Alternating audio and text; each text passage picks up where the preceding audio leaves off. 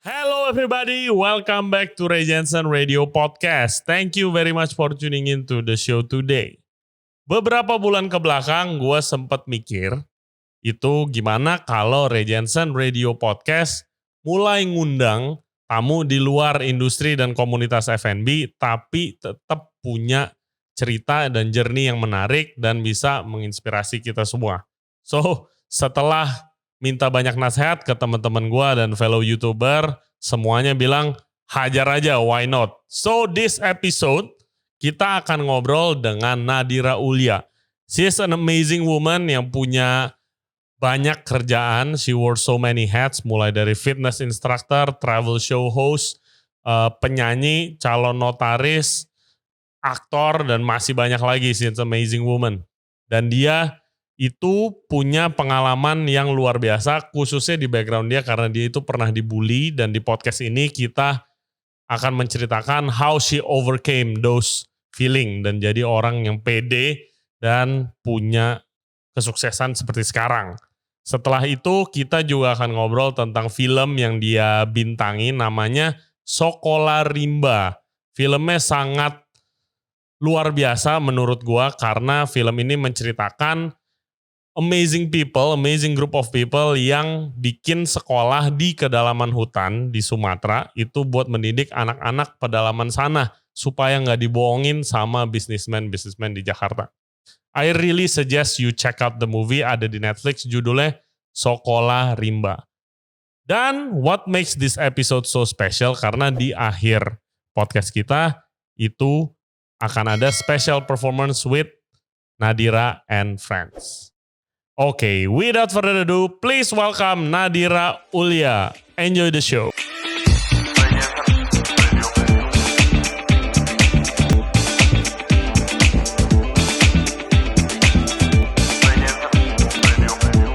New Nadira Ulia, welcome to the show. Thank you so much, Ray. Yes, and you are lu itu adalah travel show host, singer, songwriter, fitness instructor nih, sorry gue harus catat ya. Entertainer, lagi kuliah notaris juga. Udah lulus. Oh, congratulations. Thank you so much. What are you? Lu profesinya apa? Kalau dibilang satu hal yang describe lu. Gue bisa bilang gue performer. Performer. You love to perform. Performer, ya. Yes. Seniman ya, artis seniman yang bukan artinya selebriti. Ngerti. Karena gue sangat jauh dari itu. Is it a bad word now? Kayak yang artis banget sih gitu. Is it a bad word? Sebenarnya enggak sih. Masalah negatif atau tidak itu kan perspektif ya. Cuman yang gue sayangkan adalah ketika orang ngomong artis, which is dari artist, itu kan artinya sebenarnya seniman. Yes. Tapi orang seringkali di Indonesia mengartikannya menjadi lo artis, yang maksudnya adalah selebriti atau selebriti gitu. Sama celebrity chef juga begitu, ada konotasi negatifnya. Well, anyway, welcome to the show. Thank you very much, lu udah agree.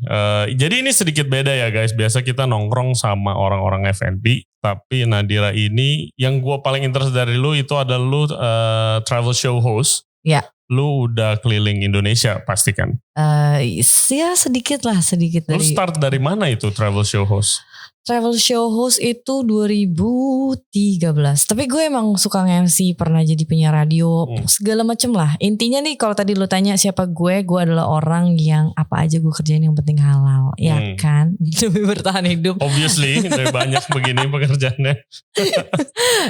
Gak sih, karena gue suka juga jadi gue kerjain. Kebetulan di 2013 gue dapet tawaran untuk jadi TV host acara traveling petualangan, which is seru banget karena gue suka extreme sport, extreme adventure kayak gitu. Jadi jadilah gue TV host di situ.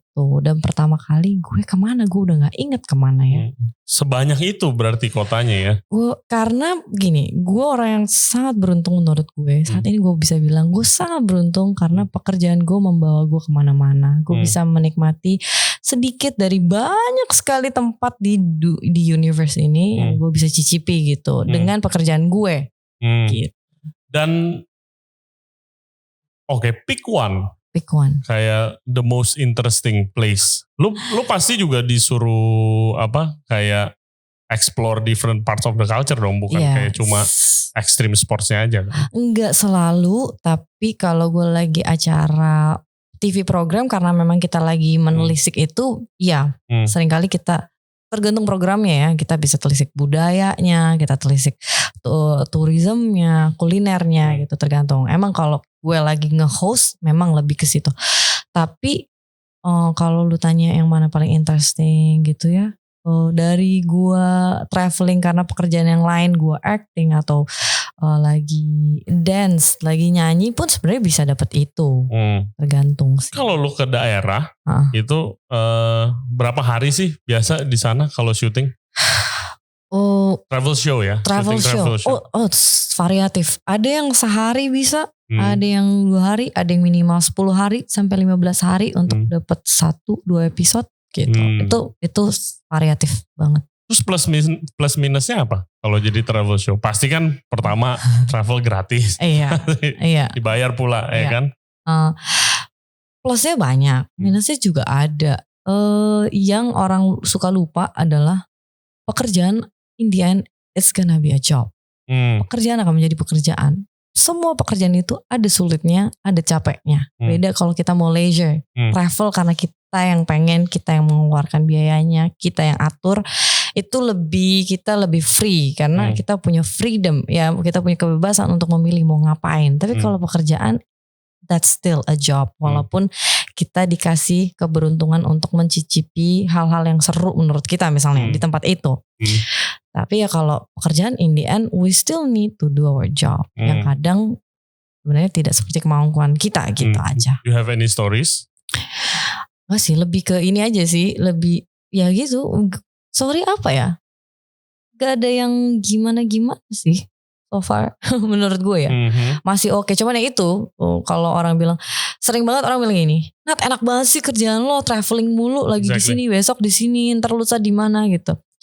Little did they know, I'm still working. I'm a worker juga. Gak seperti yang orang bayangkan traveling seperti mereka lagi jalan-jalan ya. Beda gitu. Tetap aja capek. Gak ada yang gak capek gitu. Ya kerja di mana-mana capek lah. Sama gitu. What's the craziest thing yang mereka minta lu do? The craziest thing, ketika gue harus seringkali ya, seringkali kita juga sebagai TV host, presenter punya. Kalau enaknya kita ketemu tim yang memberikan kebebasan atau memberikan kayak kesempatan buat kita kasih masukan.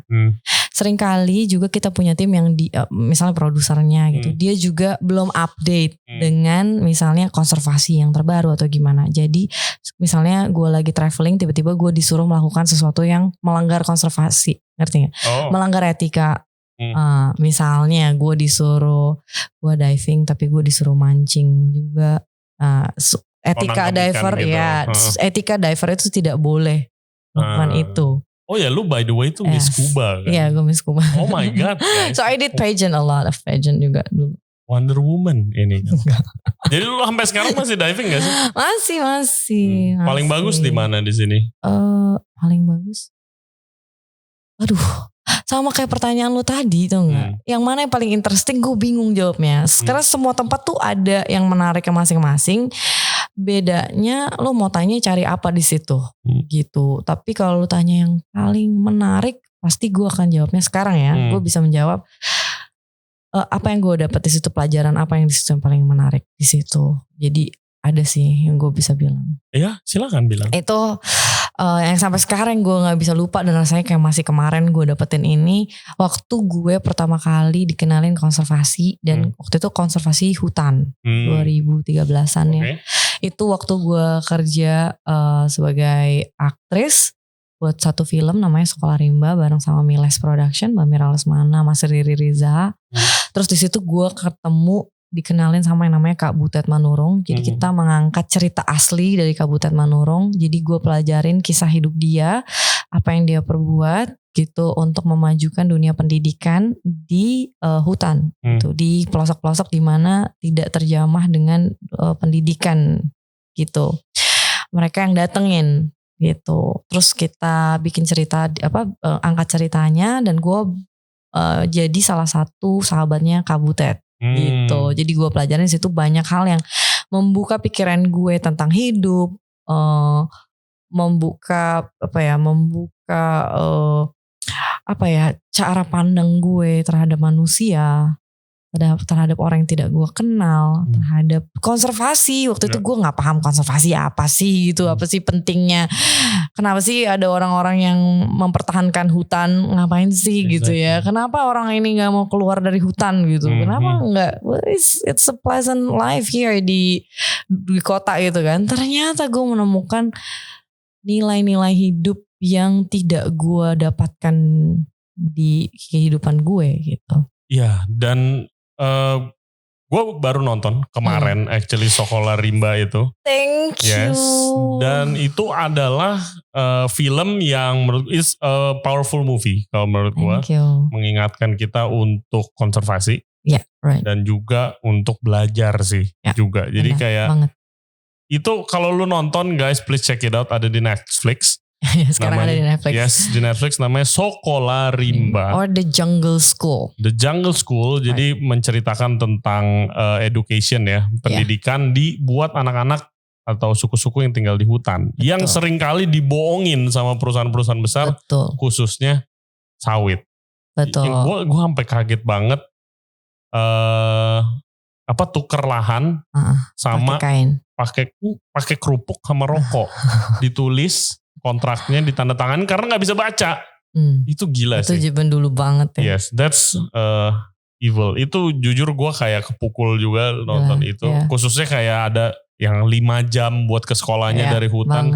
Cuma buat belajar baca dan belajar matematika. Dimana waktu gue tinggal sebelah sekolah sih, belajar matnya malesnya sama hati gue. Keren kan? Keren banget. Gue ngeliat lo ceritain tentang Sekolah Rimba yang baru lo tonton kemarin ini, mata lo berbinar, dan gue harus puji lo dulu Ray. Gue thank you banget lo. Gue ceritain kalau gue main Sekolah Rimba dan lo langsung tonton. Thank you banget menurut gue. It's a really interesting movie sih. Dan it's a feel good story juga. Sekarang Sekolah Rimba udah banyak kan. Dan udah di well known internationally loh. Dia banyak masuk festival gitu. Itu ada hubungannya gak sih lu sering jadi travel show host terus makanya diajak ke situ? Itu adalah salah satu momen dimana gue makin seneng traveling dan makin seneng ketemu orang banyak. Dan gue bener-bener mengosongkan cangkir gue kemanapun gue pergi. Di situ gue ketemu, jujur ya, gue ketemu Kak Butet, Mbak Mira, Mas Riri. Itu berkat buat gue karena gue belajar banyak banget. Aduh, Kak Butet itu bener-bener jiwanya tuh guru ya. Guru sejati. Yang kayak tanpa pamrih gitu bilangnya. Luar biasa. Kalau teman-teman bisa ketemu dia, beruntung banget. Dan aku salah satu orang beruntung itu yang bisa belajar langsung sama dia, baca bukunya, datang langsung ke sekolah, datang langsung ke suku anak dalam, ketemu mereka, belajar. Itu bener-bener gue sebagai manusia makin ngerasa gak tahu apa-apa dan makin kayak gila, ini tuh nilai-nilai hidup tentang kebahagiaan, mimpi, itu semua berubah di situ. Yes. Itu luar biasa. Itu gokil banget deh filmnya guys, harus nonton. Pensil adalah setan bermata runcing. Zaman dulu ya. Gila banget. Kak Butet itu mau ngajar tuh dilempar dulu tombak.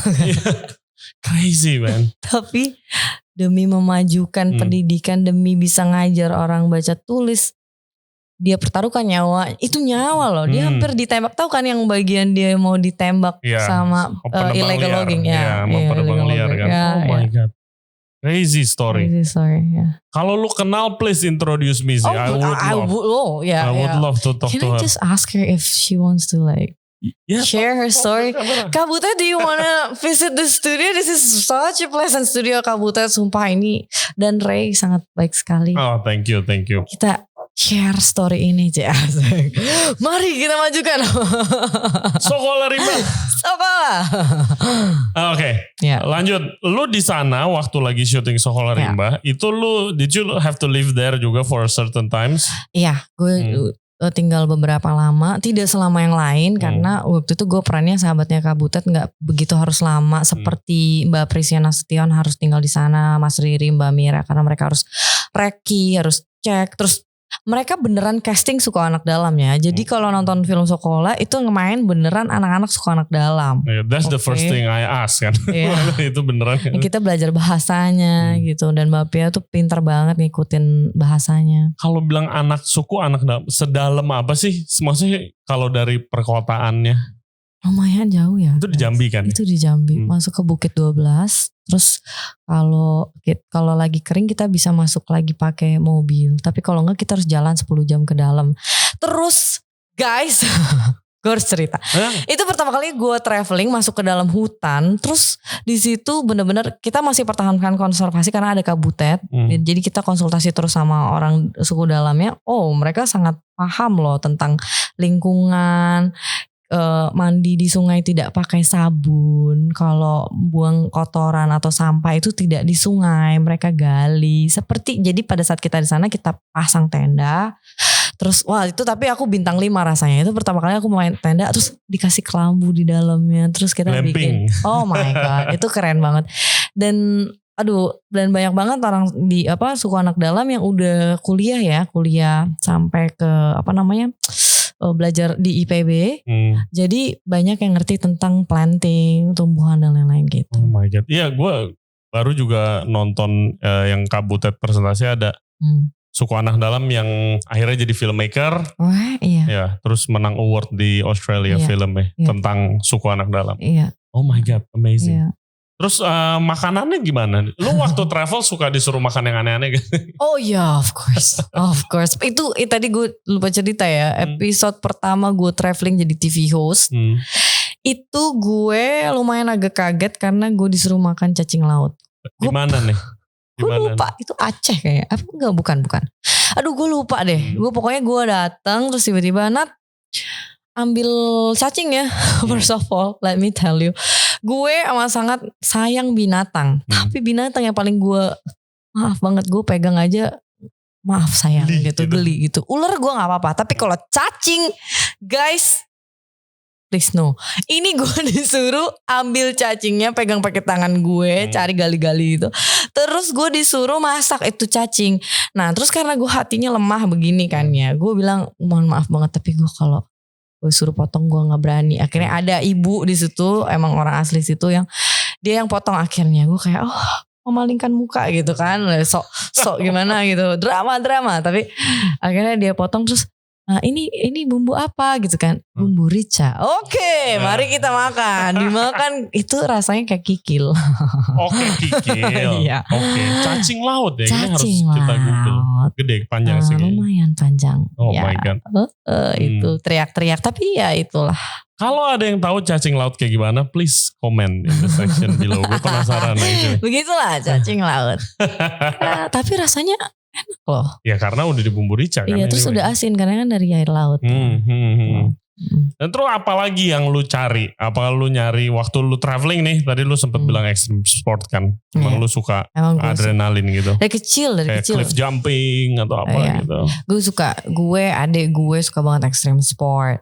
Yang gue cari yang sebenarnya seperti kita semua leisure pasti. Tapi kalau lagi kerja nggak bisa ya gitu. Datang dicemplungin ya kan ke laut, diangkat lagi, jemur ke gunung, kering, turunin lagi, masukin kayak gitulah. Kalau kita lagi jadi TV host, yang kita cari ya pertama keseruannya, tempatnya, kulinernya, kebudayaannya, orang-orangnya. Tapi somehow I have to tell you ya, ketika kita Even though gue tahu universe sangat besar ya, dunia itu sangat besar. Indonesia, Jakarta aja gue nggak habis, gue seluruh Jakarta ini gue pelosok, iya kan, nggak habis gitu. Pasti seharusnya akan menjadi sesuatu yang baru setiap saat, ya kan? Yeah. Seperti kita datang ke satu tempat yang baru gitu kan, pasti ada excitementnya gitu kan.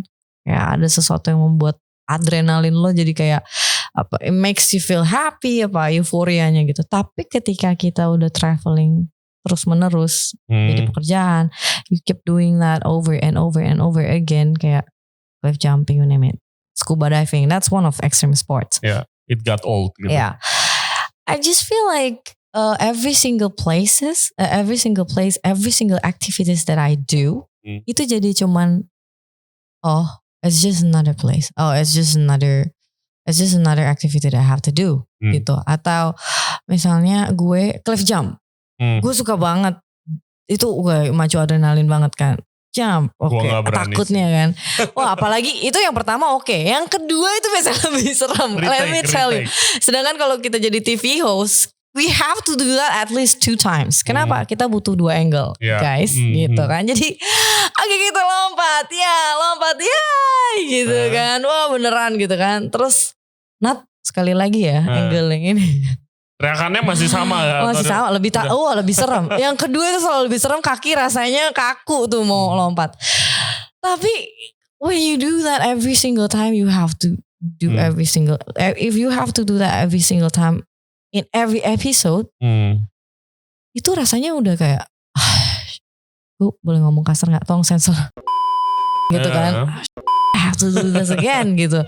I have to do this again dan gue harus lompat. Oke, udah nggak ada adrenalin takutnya masih ada, tapi excitementnya udah nggak ada, happynya udah nggak ada, takutnya masih ada.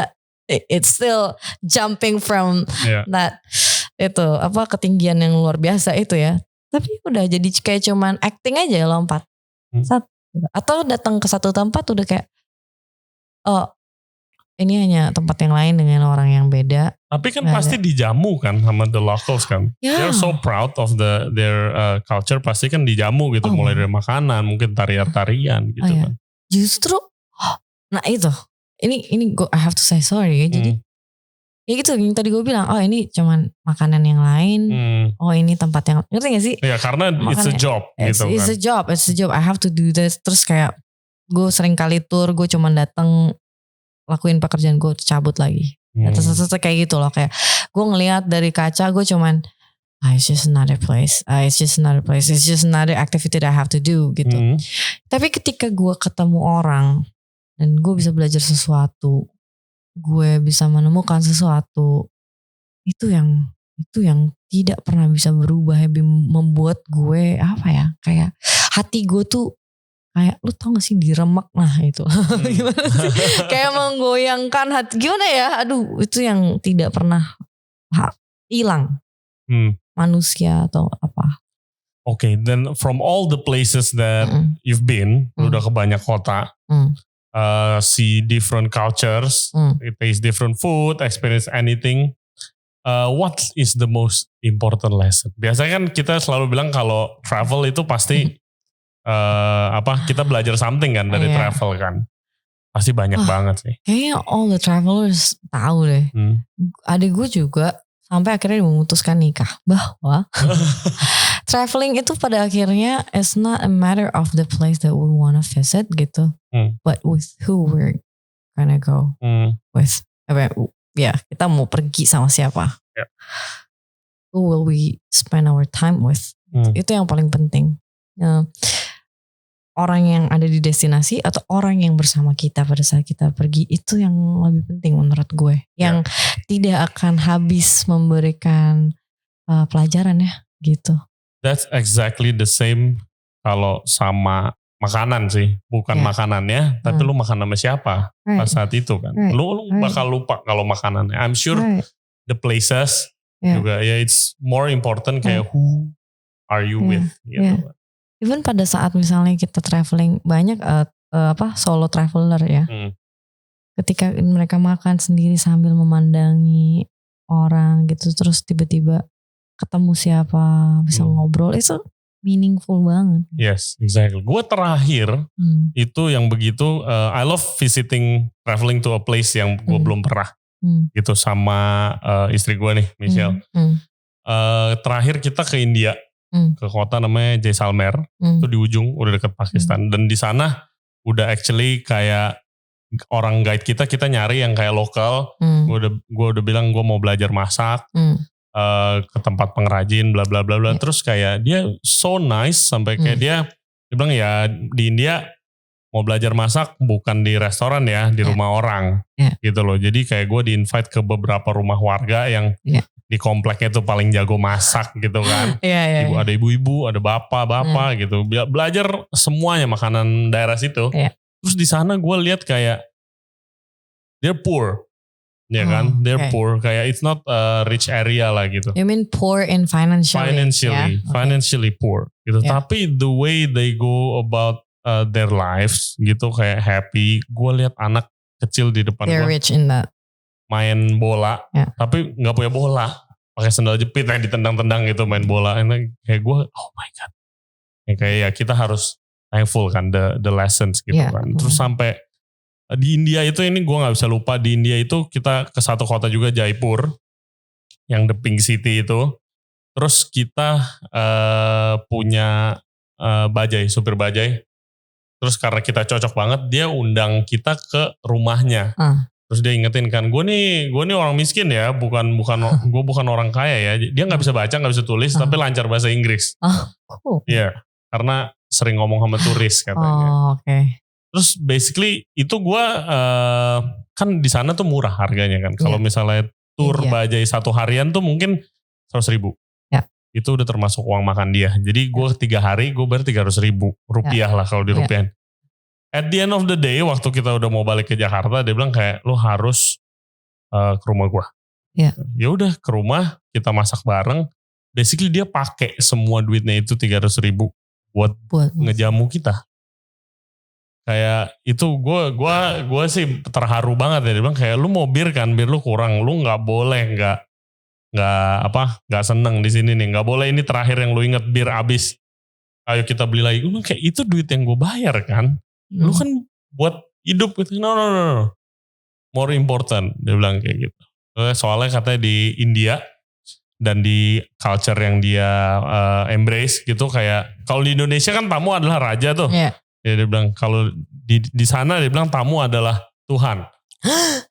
Gitu. Jadi bener-bener, oh my god, itu gue merasa terharu banget sih. Dihabisin duitnya lah buat ngejamu kita berdua gitu. Tapi gak semua orang ke India mendapatkan itu loh. Itu maksud gue. Iya benar-benar. You have to look gitu kan. Right. Maksudnya gue ke Jambi, gue mendapatkan pelajaran itu. Tapi gak semua orang yang ke Jambi mendapatkan itu. Even orang yang udah dapat ketemu sama orang suku dalam pun belum tentu dapat itu. Jadi itu paham gak sih maksud gue? Momen dimana ketemu orang dan lain itu yang blessingnya menurut gue. Iya, I think itu karena yang nggak nemu pengalaman itu karena nggak open aja sih tuh menurut gue. Lu kalau waktu gue cerita, gue mau ke India nih, hati-hati nggak aman, hati-hati kotor, hati-hati ini, hati-hati itu. Coba dulu, gue di sana nggak lebih kotor daripada lu kayak ke pasar malam dekat rumah gue sini, nggak lebih kotor dari itu kok sama. Emangnya Jakarta bersih, gitu loh, sebersih apa sih, gitu loh. Ya kan kayak, hati-hati nggak aman. Ya coba aja malam-malam jalan di Jakarta sendirian gitu, nggak aman juga kan, gitu. Nggak open, jadi nggak itu begitu. Kita cerita baru gila lu seru banget sih kesana gimana ya, pengen juga gitu kan, selalu begitu. Seru ya cerita lo pun. Apa? Ternyata lo traveler juga ya. Gue bukan traveler, I really enjoy traveling. One of my dream actually, kayak jadi travel show host sih. You're living one of my dreams. Oh really? But you can actually be a chef traveler. Iya, right? Karena gue growing up gue nonton kayak acara-acara itu semua kan, kayak bisa makan terus dibayar nih. Gue doakan semoga Tuhan berikan jalannya. Asik. Amin. It's a matter of a chance. Meeting the preparation. Yes. Oke, ya menurut gue juga kita ketemu nothing coincidence lah. Nothing is coincidence. I guess so. Lo tau gak sih betapa gue bersyukur. Gue bener-bener, gue gak bohong ya. Gue bersyukur gue ada di sini sekarang. Ngobrol sama lo. Di tempat yang sangat, it's such a good vibe. Dengan teman-teman gue yang. Yes, ada teman-temannya Nadira di sini. Luar biasa. Yang, do you know how much I love you guys?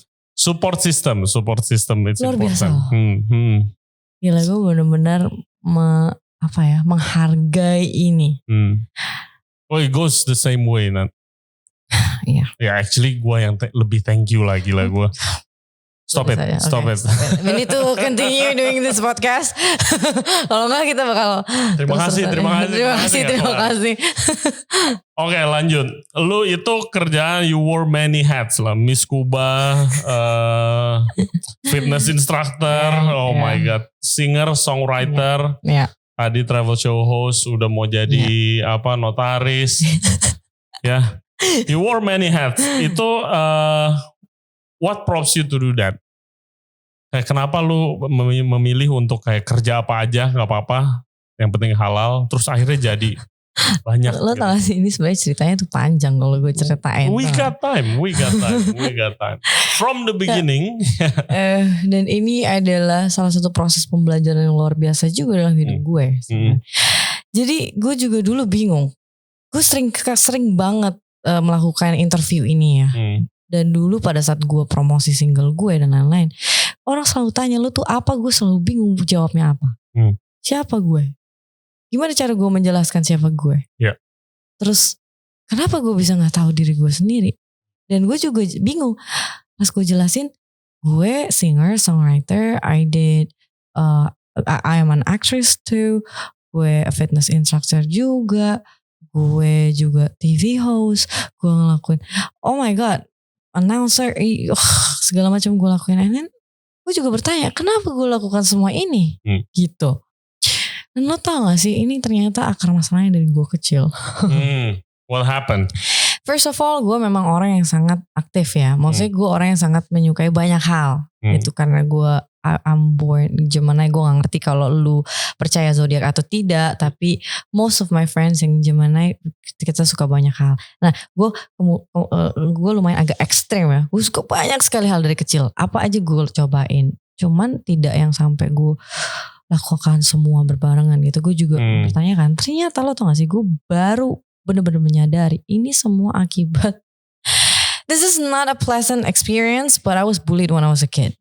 Yeah, I was bullied a lot, and it hits me to the core, dan itu membuat gue dan gue yakin banyak orang yang mengalami apa yang gue alami. Salahnya gue adalah dan pada saat itu gue belum beruntung, atau gue belum melihat keberuntungan gue. Gue merasa tidak punya support system dari kecil ya. Jadi ketika gue dibully, kena lah gue gitu. Jatuhlah semua self confidence gue, hilang semua. I felt like I wasn't loved, I wasn't enough. That's actually the core. Who did this? And when? Kayak anak-anak apa kecil yang sekolah? juga anak-anak kecil yang juga mungkin mereka tidak punya banyak cinta ya. Sekolah waktu zaman sekolah dari SD, terus waktu SMP sempat hilang, terus sempat terjadi lagi. Ini tuh kayak efek bola salju, you know. When I was bullied and then kena, terus udah gitu I lost all my self confidence. Terus jadinya kayak tiap ketemu orang, pikiran gue langsung negatif, kayak langsung you're not gonna like me deh kayaknya, you're gonna hurt me again. Jadi gue gak berani nih ngomong sama lo. Tapi vibe yang gue kasih ke orang adalah, lu sombong ya, lu gini ya, atau gitu loh. Iya, karena dibully itu. Iya, padahal gue takut. Jadi gue dibully karena gue juga dulu, ini yang gue inget ya, gue dibully karena gue dari kecil emang aktif. Gue suka izin sekolah dan lain-lain. Jadi gue sekali bilang, artis kok gini. Salah satu aja ya, itu salah satu dari banyak banget. Yang namanya anak kecil ya, kadang-kadang kan that's jealousy, I think. I don't know. Banyak anak kecil yang kayak kalau ngomongin, I don't know. Kalau gue lihat mungkin mereka juga di rumahnya mereka tidak mendapatkan love. Jadi they do it to others. Orang-orang yang kayak gue yang tidak punya support system yang baik, yang memang dari awal mental gue emang gak strong, ketika dapat bulian itu kena. Maksud gue kalau pada saat itu gue kayak no I'm not like that, gue kayak bodo amat lo mau ngomong apa aja gitu, gue gak akan kena itu bulian. Tapi karena kena, it hits me to the core, it changed the real me, sampai gue menjadi orang yang membuat efek bola salju. Gue punya vibe yang jadi makin membuat orang salah paham, dan makin gue merasa terbully. Jadi terus, dan emang gue dulu sering kali proses pembelajaran lah ya. Ketemu orang-orang yang salah. Nah gitu. Ketemu orang-orang yang salah dan gue tidak bisa membela diri gitu. Jadi makin parah. Sampai gue merasa haus akan acceptance. Haus akan cinta. I was trying to find acceptance, love. And then I was trying like, kayaknya kalau gue melakukan ini, you're gonna love me. You know? And then I started, gitu. And then I started to be someone who's very perfectionist. I'm trying to do everything in my best way. I'm starting to do every single thing that I do in the same time. Disitulah poin dimana gue cetak prestasi terus. Karena gue ngerasa you're gonna love me after that. Gitu. Gue terus merasa kurang akan diri gue. Terus gue haus akan kayak cinta gitu, acceptance from others.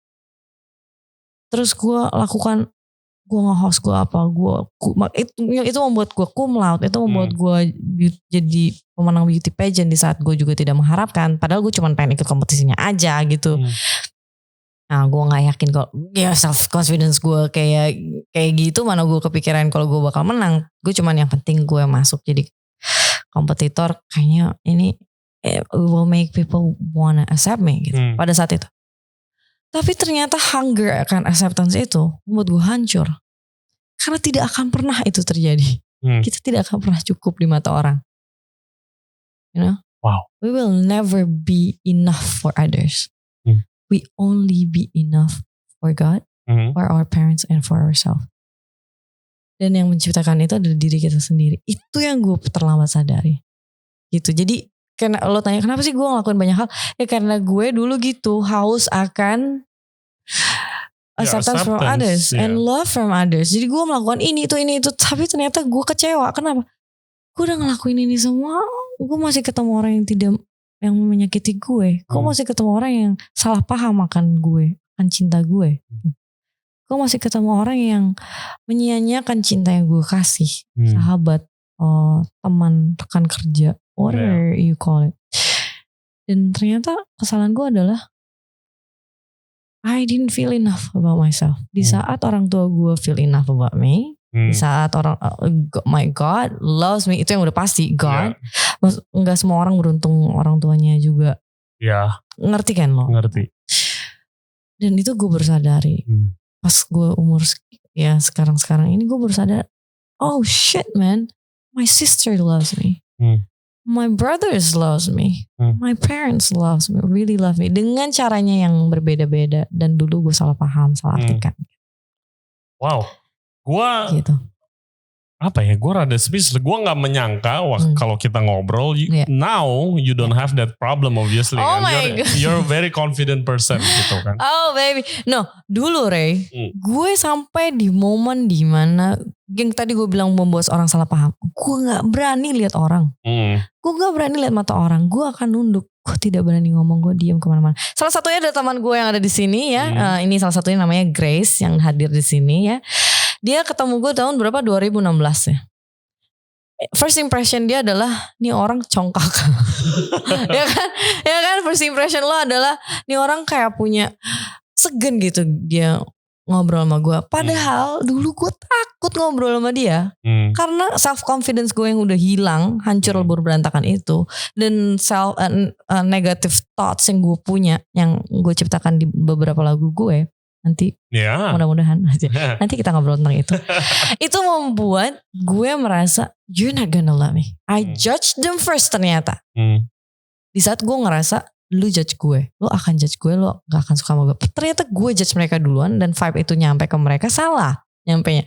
Salahnya mereka ngerasa gue tidak mau berdekatan sama mereka atau gue punya barrier. Padahal itu adalah gue berusaha untuk menjaga diri gue supaya tidak sakit lagi gitu.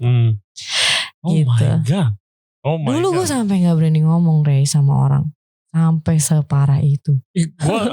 Oke, lu ngomong begitu, gue mau cerita dulu ke listeners gue sedikit. Karena kayak kasus bullying, kalau di kitchen itu bukan anak-anak kecil doang sih gitu.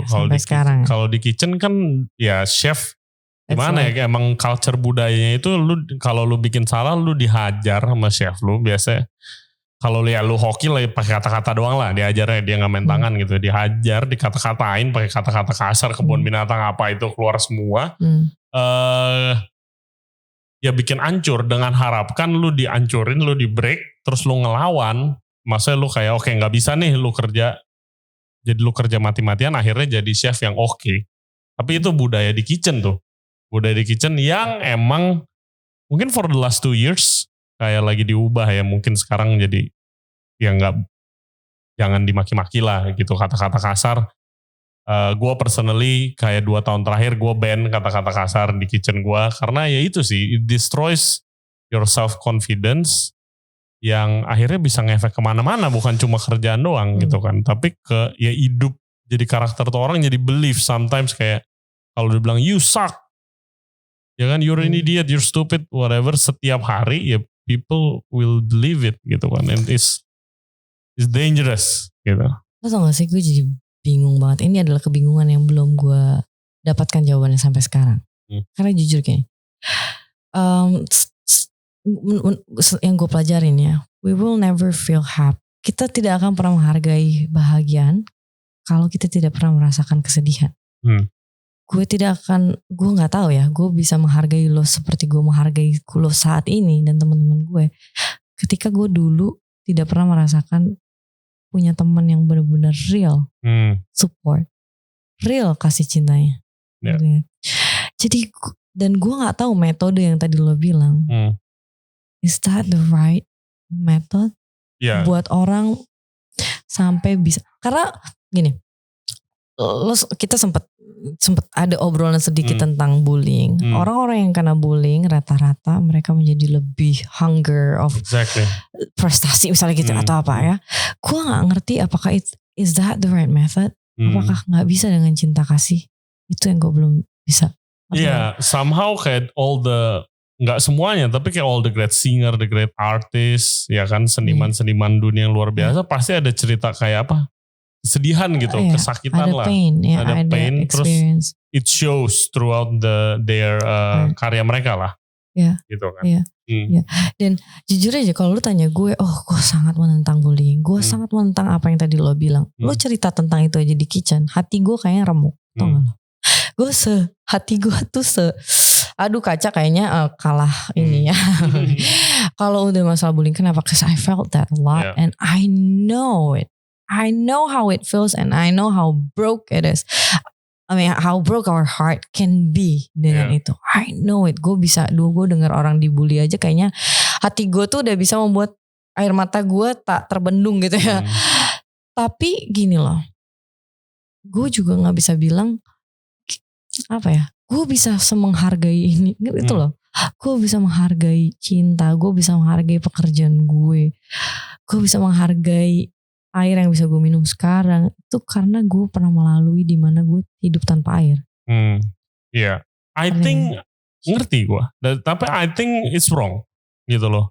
Kalau di kitchen sendiri itu di dunia gue gitu, itu dari zaman dulu begitu. Gitu loh, emang culture kitchen tuh begitu. Kolonialism. Kalau ya lu lihat yang paling gampang acara-acara kayak Hell's Kitchen gitu-gitu dah. Ya kan emang begitu kan, dihajar begitu tiap hari.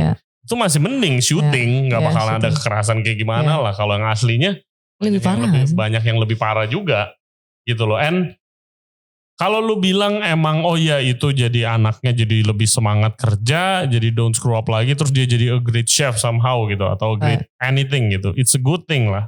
Tapi kan ada juga yang enggak. Kalau di kitchen itu kejadiannya anaknya diomel-omelin, dimaki, khususnya di Indo, cabut. Nggak jadi di dapur gitu, nggak, dia pindah karir lah, kan sayang bener. Gitu kan. Jadi sekarang di mana banyak, bukan di Indo doang tapi seluruh dunia, chef kurang nih yang mau jadi chef dikit, ya iyalah baru masuk nggak bisa apa-apa, bikin salah dihajar melulu gitu. Ya kayak begitu akhirnya akhirnya nggak semuanya bakalan jadi kayak lu contohnya kan, lu kan the one of the good example. Ya kan. Tapi nggak semuanya, mungkin ada yang itu malahan jadi hancur hidupnya. Ya kan? I was broke for many years, bro. And one of the key I think itu, first of all, gue nggak pernah experience dibully atau apa, not like you obviously. Tapi kayak the key thing menurut gue ya yang tadi lu bilang, the support system behind it. Entah itu family atau friends. Ya loved ones lah pokoknya kan, yang bisa kayak keep you grounded aja gitu, mau negatif mau positif, hang out with real friends. Gitu kalau menurut gue. Tapi itu juga bagian dari keberuntungan dan Tuhan menurut gue. Jadi gue juga ya kalau orang tanya, Nat kok lu bisa sih kayak gini gitu ya, perubahan lu besar. Gue akan ikut mendoakan lu supaya lu juga mendapatkan keberuntungan itu yang gue bisa bilang sih. Amin. Gitu, amin. Gitu aja. Dan turning pointnya apa? Lu ada satu turning point nggak yang dimana kayak gue nggak bisa begini lagi segala macam? Harapan sih. Harapan dan doa. Kalau gue nggak tahu apa yang bisa membuat gue seberuntung ini ya dari masa lalu gue yang seperti itu. Harapan dan keberuntungan ini tuh terjadi karena gue masih ada harapan hati gue, ada doa, dan terjadilah gitu. Maksudnya di saat gue jatuh itu, gue sangat beruntung gue ketemu orang-orang yang luar biasa baik. Jadi pada saat gue lagi broke itu, orang-orang yang ibaratnya mau memanfaatkan keadaan gue karena gue tidak ada self defense itu berdatangan ya. Tapi gue sangat beruntung dikirimkan orang-orang yang menarik gue dari situ. Atau itu bantuan Tuhan dari orang-orang sekitar gue. Terus gue ketemu orang-orang yang lebih baik. Terus gue juga bingung gimana ya, apa turning pointnya ya? Itu apa ya, akibat harapan dan gue mengosongkan cangkir gue harapan untuk gue bisa bangkit lagi, itu jadilah gue yang sekarang gitu.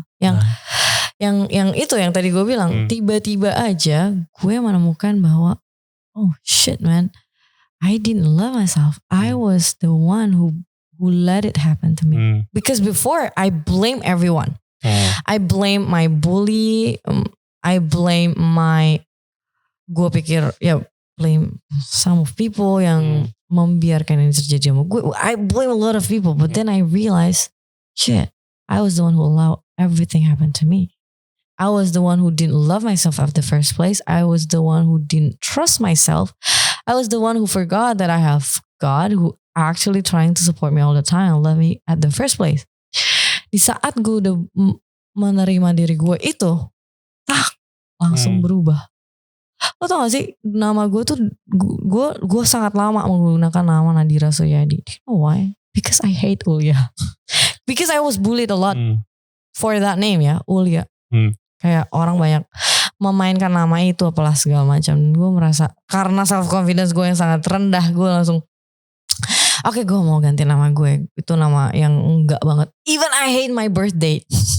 Wow. 13, karena banyak orang bilang 13 angka mati. 1 tambah 3 sama dengan 4 gitu. Oh my God. Do you know I love it so much. Even I'm gonna, ini sneak peek ya. Album gue akan mudah-mudahan jadi lagunya akan 13 gitu. Karena I feel like I'm so lucky to be born at that date gitu. Even now I love my name, Nadira Ulya. Itu kalau disingkat jadi New. Do you know why it's new? It's a new me, a new me who love myself for who I am, for all the mistakes that I did, and for all the good things that I've done. Tuh. New as a new me. It's a new Nadira who accept myself, Nadira Ulya, which is the old me. Do you understand that? Yeah, of course. Gue yang terbaik adalah gue yang lama itu. Yeah, you are very critical of yourself. Jadi nggak semua orang punya capability untuk think back, terus habis itu analyze kayak what happened and kayak coba menyelesaikan urusan embel-embel itulah, gitu kan. And I think that's a really good attitude to have sih, gitu kan. Jadi selesain masalahnya, bukan dilupain, tapi try to solve. Ya kan. Semua dimulai dari pertanyaan aja. Oh my God. And the one that you think hope is very important juga, especially right now di situasi begini di seluruh dunia. So don't give up guys, buat yang listen. Ya ini take apa ya, jadi sedih begini nih. Gitu, jangan dong. Semua kesusahan yang dia sudah lalui, guys, dia jadi seperti ini sekarang. Everything happen. Everything happen will make, mau itu jelek, mau itu bagus, shapes who you are today lah. And lu mau keluarin new album. New album. Lu nyanyi itu udah berapa lama sih actually? Oh my God. Gue lihat di YouTube udah ada beberapa. Lu sempet tour juga kalau gak salah. Ya kan? Jadi gue itu sangat cinta seni dari kecil. Emang kayaknya itu Tuhan udah kasih itu dari gue ke gue. Dan itu gue harus trial and error. Maksudnya gue harus coba diri gue berkali-kali sampai gue yakin bahwa memang damn, God give me this passion. Di art tuh emang Tuhan udah kasih hidup gue itu. Tanpa itu gue mati. Gue mau nanya, apa? How the hell do you find the time practicing nyanyi with this all your other things to do? Kuncinya cuma satu. Don't wait, just quotes gue dari kecil ya. Ini mudah-mudahan bisa menjelaskan. Living life without learning is actually a waste of time. Living life without learning is absolutely a waste of time. I love that quote. Jadi every single time I breathe, every single time I do anything, di saat gue menggunakan waktu gue gunakan dengan apapun yang penting gue bisa absorb. Gue selalu kosongkan jangkar gue selalu berusaha untuk every single time that I have itu gue optimalkan. Even untuk istirahat ya. How do you optimize rest? Oh ya udah ya, 1 hari tanpa melakukan apapun is actually a good time to spend your time. Yeah. Gitu. Jadi apapun sih gue selalu usahakan untuk tidak menghabiskan waktu tanpa tanpa belajar sesuatu atau digunakan dengan sebaik mungkin, itu aja sih. Oh my God, this podcast is one of the most interesting and fun, and actually gue learns a lot. Really, thank you very much. Tapi tadi gue belum cerita tentang ini loh tadi. Tentang gue berapa lama tadi lu sempet tanya itu. Yes. Berapa lama gue di entertainment, right? Yeah. Gue melakukan kesenian ini dari gue kecil. Jadi gue dari mulai nyanyi masih pakai pita waktu zaman SD, terus nyanyi di TVRI dulu cuman ada TV nasional TVRI ya. Itu gue udah lakukan dari kecil. Terus karena dibully gue kayak gue nggak mau lagi entertainment. Gitu. Gue nggak mau lagi. Gue dulu les 6 biji dan gue sangat suka, gue nggak mau drama gitu kan. Terus gue tinggalkan sampai pas SMA emang udah jiwanya dan udah terpanggil ya. Gue balik lagi band, terus jadi announcer, terus tiba-tiba ikut beauty pageant untuk dapat pengalamannya. Tiba-tiba menang kayak gitu. Dari beauty pageant gue jadi model, dari beauty pageant terus gue jadi apa, terus gue di casting untuk masuk TV, terus gue nggak sengaja waktu itu casting untuk musikal Lutung Kasarung. Disitulah pertama kali gue diajarin acting sama almarhum Edi di Petet dan Mas Yayu Undro. Itu gue dari nol, gue dari nggak tahu kalau gue bisa acting, itu udah kayak Tuhan kasih aja gitu. A talent. Ya udah. Terus gue sampai di titik dimana akhirnya membangun label sendiri, manajemen sendiri gitu. Tahun 2016 gue sempet tour. Tapi waktu itu gue belum menemukan diri sendiri. Nanti akan ada ceritanya di album ini. Jadi tolong tungguin aja, itu album New akan menjadi kisah hidup gue sampai gue bisa ada di fase ini. Please tell our listeners and viewers untuk where they can find you di Instagram atau di YouTube. Di Instagram nama gue udah nadhira.ulya, nadhira.ulya. Kalau di YouTube juga Nadhira Ulya Official. Terus gue punya aduh gue jarang ngepost ya, ntar gue upload deh secepatnya sebelum gue mengupload merilis album gue. Gue ada juga YouTube sama adik gue namanya Madina Nadhira. Terus ada juga YouTube buat olahraga, gue share tips apa aja lah yang penting gue bisa sharing sama orang-orang gitu. Wow, kapan nih out albumnya nih? Kapan guys? Rilis nih. Kapan guys? Ya kita selesaikan dulu ya. As soon as possible ya. As soon as possible. It's all about, album gue akan bercerita tentang hidup. Dan kehidupan lo kebanyakan. Dan kehidupan. You write all the songs yourself? Yes. Amazing. Amazing. Iya. Well, Nat, thank you banget again udah datang ke sini. Gua learn a lot dari your stories. Oh, thank you so much. I learned a lot from you too anyway. Thank you very much. Thank you very much. And hopefully cerita lu bisa menginspirasi. Udah pasti sih, udah menginspirasi banyak orang. Kalau lagi ada yang dibully misalnya, just don't give up, jangan perhatiin dia ngomong apa. Right. And believe in yourself. Believe in yourself. And hang out with the right people. Yes. Dulu gue salah ini. Ini ada ajaran. Punya teman 1000 itu kurang. Satu musuh itu kebanyakan.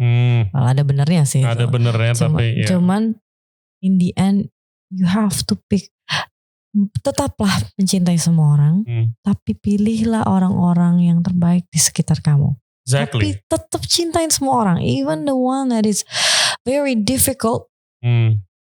Itu tetap cintain. Tapi pilihlah orang yang Quote gue tuh kayak be nice to everybody. Iya. Tapi gue sendiri gue selalu pilih temen gue yang terdekat ya. Karena gue udah diajarin dari dulu ya pergaulan yang buruk merusak kebiasaan yang baik.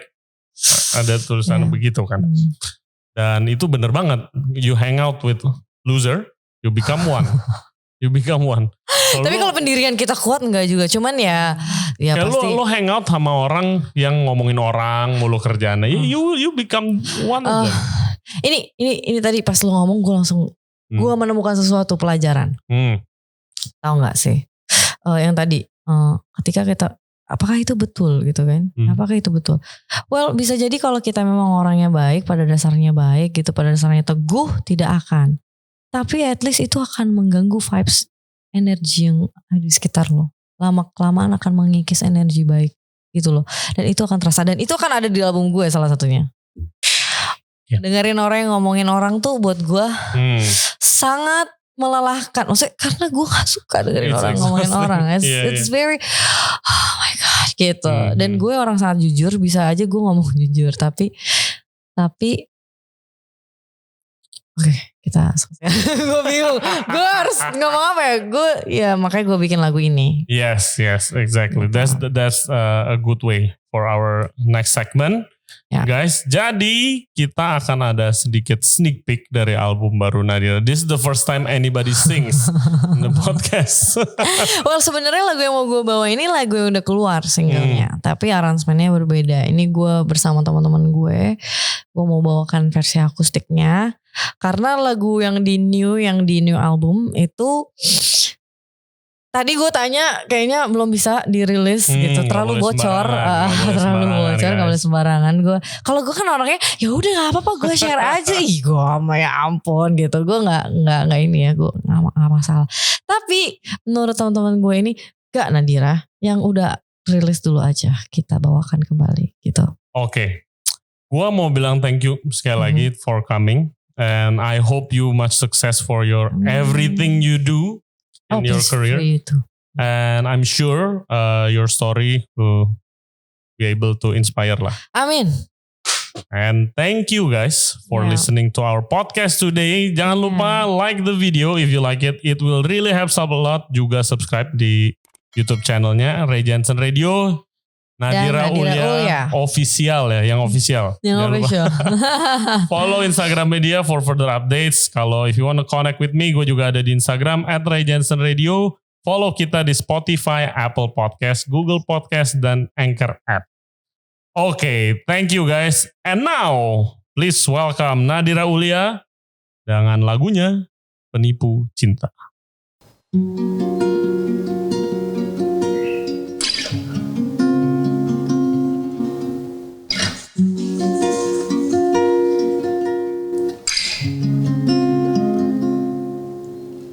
Sepekan singkat kita bersama, berjalan lihat indahnya dunia. Paksa jiwaku masuk pintu hatiku, hingga kini ku rasakan cinta. Sepekan selanjutnya terbongkarlah rahasia, telah lama kau bersamanya. Janjimu untuk tinggalkan dia. Oh sayang, aku bukan manusia yang tega. Sungguh ku tak menyangka, ternyata kamu tak setia. Bertameng kebohonganmu, mainkan hati kita. Tak takutkah kan karma? Sepertinya kau terbiasa dusta melantun, indahnya kau penipu cinta.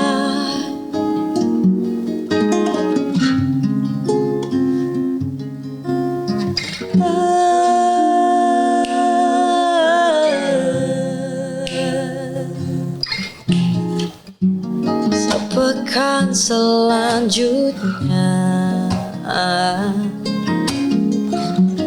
Terbongkarlah rahasia. Kau putuskan untuk khianati dia. Oh sayang, aku bukan manusia yang tega. Sungguh ku tak menyangka, ternyata kamu tak setia. Bertameng kebohonganmu mainkan hati kita. Tak takutkah kan karma? Sepertinya kau terbiasa dusta melantun. Indahnya kau penipu cinta.